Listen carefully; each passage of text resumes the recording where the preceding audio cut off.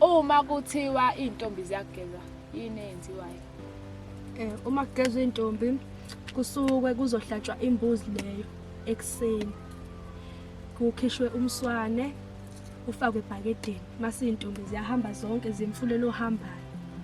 Zifike zigezwe ngomswane. Mase kuthathwa isicansi lesade sihlolelwa kusona sesiyachelwa ngomswane ukuze kuzakusuka ibhadi. Manje-ke umfana uma esekhiphile lembuzi nigezela bokantombazane noma nigezelaphi? Mangabe intombazane ithathwe ubuntombi busakho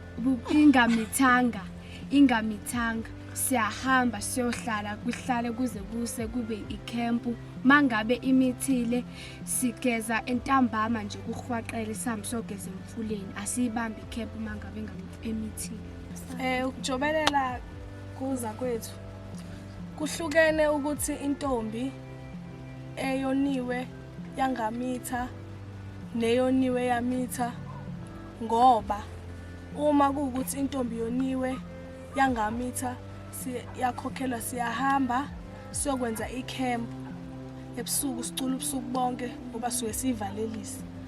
Bese kuthi ekseni ey'ntatha siyahamba nogogo sihlolayo sihambe semfuleni ohambayo sifike sigezwe ngomswane wembuzi. Kuphinde kugezwe nesicansi lesi kade sihlolelwa kusona ukuze kuzosuka amabhadi.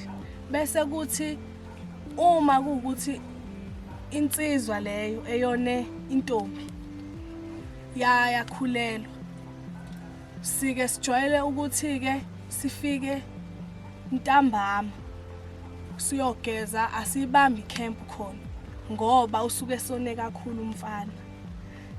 Siyalokhunja siyafika lapha asingena ngaphakathi bokantombi leyo eyoniwe, sima ngaphandle bese ugoga osihlolayo angene phakathi ayothatha ibhakede ngoba nembuzi isuke ihlatshelwe ngaphandle. Athathe umswane bese siyahamba semfuleni sifike sogeza, sigeze nesicansi sentombi.